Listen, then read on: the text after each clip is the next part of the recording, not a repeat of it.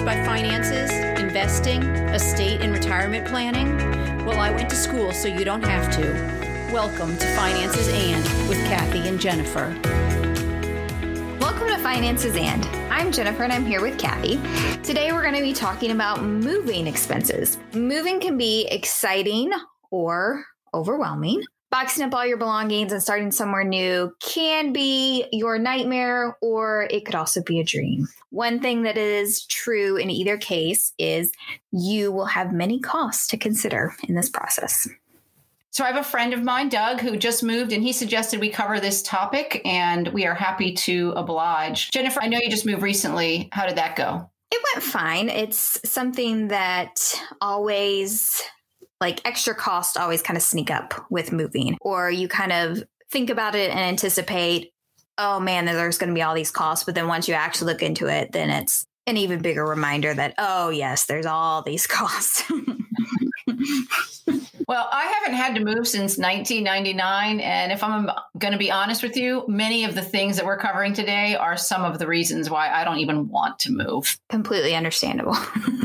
So according to move.org, the ballpark estimates for moving costs are a full service move can cost anywhere from $550 up to $12,000. That is a huge delta between those two numbers. It is. And so there's a lot of different factors that can go into such a huge difference in cost. One cost would be moving and storage containers like pods, and those can be anywhere from $500 to $5,500. If you decide to rent a moving van or truck, then that can be anywhere from $3,500 to $2,800. And then full service movers are going to be your most expensive options. And so if you're moving somewhere locally under 100 miles, then that cost will be a bit lower. But if you have a long distance move that's over 100 miles or even international, then you're really going to have some high costs. So let's start with packing. You can do it yourself. For example, I was able to help get free boxes from Facebook to help a friend move. This was for their apartment,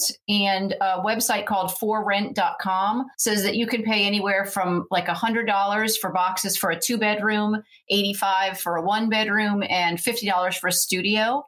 Home Depot even has a calculator to help you estimate how many boxes you might need based on how many rooms you need to pack up. So check that out. Craigslist, FreeCycle, Nextdoor, and Facebook are all great places to search for used boxes. It's suggested that you could search on Sundays or Mondays because people tend to unpack on their weekends. But let's face it, you're going to unpack whenever you get the chance to. So, keep an eye out for it, or even set up an alert to look for free boxes. This could be a huge expense. So definitely being able to look for places where you can get them for free would be a huge benefit in this process. And we also found that it turns out U-Haul actually has a drop-off location at all of its stores where people can get rid of their reusable moving boxes, and then other people can take them for free.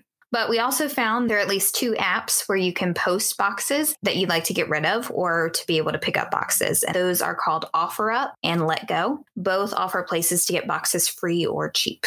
Truck rentals. If you're going to do it yourself, this can be like a $350 local or up to $2,000 for long distance moves. One thing to consider, though, is with local moves, you might need to be paying mileage for your truck, and that can be 70 to 80 cents a mile. So renting a slightly larger truck to start with versus getting a smaller truck and having to make multiple trips might be the way to go. So consider, again, using some of these calculators, how many boxes you can get into your truck, and then is it better to pay a little bit more for a larger one, make one trip, or get the smaller one and go back and forth. It depends on how far you have to go as well. Mm-hmm. You may need to tow your car if you have a truck, and that can be anywhere from $150 to $400, depending on how short or long the distance is that you've got to take this towable vehicle. Finally, you're going to be paying for gas. So it could be anywhere from, it says $20 to $600, depending on how many tanks you're going to have to fill up. But if you're renting a huge moving van or truck, I can't imagine you would only be spending $20 for a tank of gas. So estimate high on that one.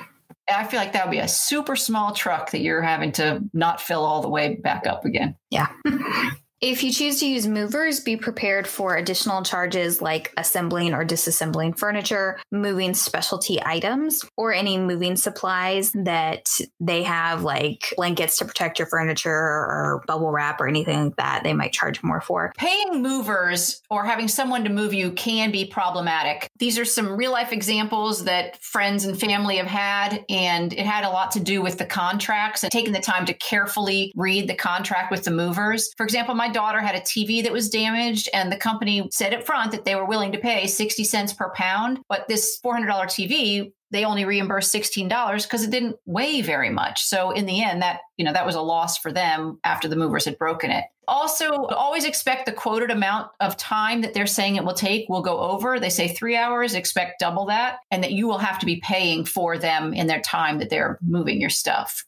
You might also have to wrap your own mattress in a special bag or box. This was an additional $900 cost to somebody who moved recently, and it was quoted in the contract, but this was another, basically $1,000 it was going to cost them to move just for the mattress alone. These movers only took certified payments like checks or money orders. They did not take a credit card on the day of the move. And so that was just one more thing to do to make sure that they were able to get a check or a certified money order, on a day that's already quite stressful. Another incident was that the movers did not arrive before the owner moved out of their house. So then they had to scramble for someone else to be there during the move. So just all things to take a look at in your contract and see who's responsible and what kind of rebate there is or what you're going to pay extra for. Yeah. And along those lines, don't assume anything when you're communicating with your movers. Ask questions, ask about everything, get it in writing to know for sure what you're getting. You want to get the specific number of hours that they will work and know how much that will cost. You want to know how many boxes they will move for you. You want to cover the specific destinations to and from where you will be moving. You want to know if they're going to inventory things for you. Who is packing? Are you going to be packing or are they going to be packing for you? And so therefore, will all the stuff be packed before they arrive? Or are they going to be doing it when they get there? And like Kathy said, how much are they going to pay for damages? Some other facts that we found about moving that were possible additional charges were if there was a narrow space for the truck to get down, they were charging more. And then what was the replacement cost per pound of items? That also made a difference. Lastly, in 2013, the Federal Motor Carriers Safety Administration passed what they called the 110% law. And it stated that you could not be charged more than 110% of your estimated price on your contract. I would just caution that might be the case, but I wonder how many people actually take those companies to court if they charge more than 110% of it, or you're just at that point over it and you just want your stuff back. Because part of the problem is that they can keep your things hostage until you make that final payment. And if you're arguing how much that final payment is, it's a hard thing. You want your stuff and you just want to get moved in. Yeah. You may require the movers to store your things for a while. If, for instance, your new place that you're moving to isn't available quite yet and you had to get out of the old place, or maybe you have to get things into storage to be able to show your home to sell it. So we found that household goods stored in climate controlled facility, like a 5x5 unit, could cost around $50 a month. And if it's up to a 20 by 20 unit, then it could be up to $225 a month. So those would be some additional costs that you may have if you need to store things. You can also consider getting a portable unit left outside, like a portable pod. This way you can pack it yourself over time and then it's picked up and taken to your new place. Or if it needs to be taken to a new place and then stored for a while until you're ready for it, they can do that too. So this could cost anywhere from $2,000 to $4,000 to move it a long distance. And then if you have to store it after that, that could be an additional $100 to $200 a month. If you're renting a place, you're probably going to require a down payment. And if you're lucky and you left another rental place, your previous deposit might cover the cost of the new place. But if not, you're going to need to budget a few $100s for a damage deposit. And if you have pets, expect to pay more or even be paying a monthly premium to have those pets. Security deposits, though, are different. They are not meant to be considered a payment at all. They are funds that both parties agree are to be set aside and used if damage has occurred. And if there is no damage, it must be returned. And in some states, that money must be placed in an interest-bearing account. And so you're going to want to check with your state and see if it requires them to do that. And if that's the case, you're going to get your deposit back plus the interest. In general, deposits must be returned 15 to 30 days after the lease has ended, which can complicate things if you need it for your new place. Landlords could keep a deposit if you have unpaid rent or bills. They might keep it for any reasonable cleaning fees or damage to the unit beyond normal wear and tear. It doesn't mean they can keep it all unless they can prove the full amount was needed for the damage. Make sure that you do a move in and move out inspection with each landlord. And it's a really good idea to take pictures or video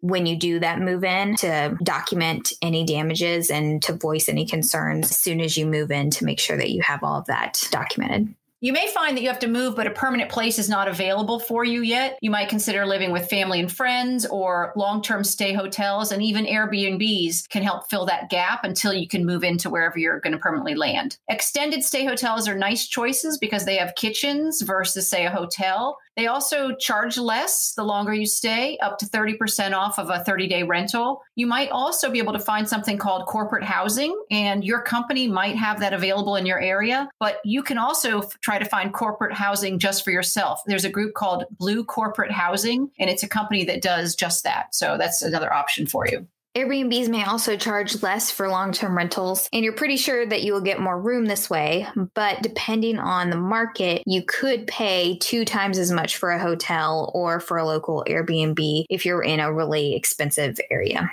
You can no longer deduct expenses for moving on your federal returns, and some states consider you to be a full year resident after only 183 days. So be sure to find out what your old and new state requirements are and file appropriately.